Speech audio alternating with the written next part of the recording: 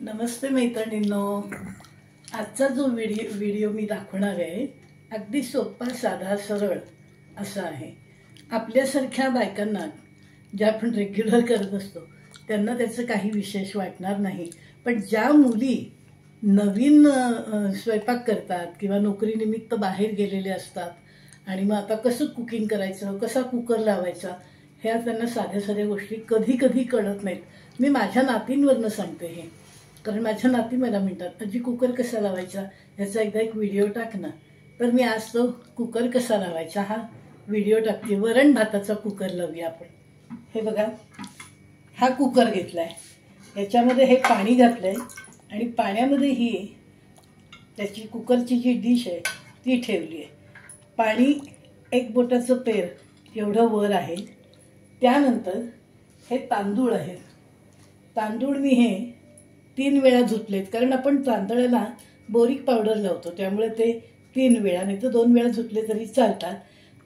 पाणी किती घालायचं, 1 वाटी तांदूळ असतील 2 वाटी असतील तर तांदळाच्या वर अशी बोटं ठेवायची आणि एवढं पाणी त्याला घालायचं। तसं मी पाणी घातलंय।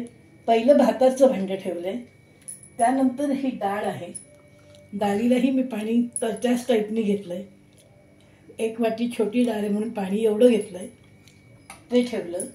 आता आपल्याला साधं वरण, गोडं वरण म्हणतो तसं करायचं आहे, तर ते करताना डाळीमध्येच थोडासा हिंग घालायचा।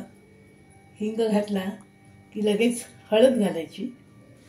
अशी हळद घातली की आता डाळ चांगली शिजली पाहिजे यासाठी थोडी गोडं तेलाची धार टाकायची। तर हा कुकरचा आपला बेस झालेला आहे। मेन हे झाकण आहे कुकरचं, हे रबर आहे। असा कुकर लावाल तर शिट्टी होणार नाही, वाफ निघून जाईल, तर हे इम्पॉर्टंट आहे। ही रबर लावावंच लागतं। हे लावायचं, हे लावलं की असं एकदा फिरून बघायचं, कारण कधी कधी वरच्यावर अडकतं, मग कुकर अडकून बसतो। मग हे लावलं की मग झाकण बरोबर मॅनेज होतं।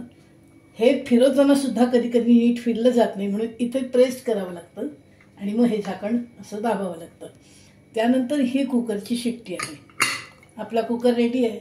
आता हे प्रेशर पॅन आहे, याला कधी कधी शिट्टी होते, कधी कधी प्रेशर येतं खूप, आणि प्रेशर आलं की मग मी बंद करते। कधी कधी 2 शिट्ट्याही होऊन जातात, कुकर जुना आहे त्यामुळे तसं होतं आहे। पण काळजी काय घ्यायची तर मैत्रिणींना, आपण कुकर लावला, काळजी काय घ्यायची तर कुकरमध्ये पाणी पाहिजे, पाण्यामध्ये ती ताटली ठेवली पाहिजे, कारण भांडं डायरेक्ट ठेवाल तर ते खाली चिकटतं तळाला, आणि झाकणाला आतून रबराची ट्यूब घातली पाहिजे। वरण भात करताना मी काय काय घातलंय तेही लक्षात ठेवा। आता हा कुकर झाला की डाळ तर शिजून बसेल। डाळ शिजली की ती फक्त काढायची, छानपैकी घोटायची, आणि त्यात चवीप्रमाणे मीठ, आणि आम्ही गूळ घालतो तसा गूळ थोडासा घालायचा, तुम्हाला आवडत असेल तर, नाहीतर साधं वरण करा किंवा फोडणीचं करा। ते कसं करायचं ते पुढच्या व्हिडिओत आपण भेटूयात। कुकर कसा लावायचा हा व्हिडिओ माझा करून झालेला आहे। तर नमस्कार।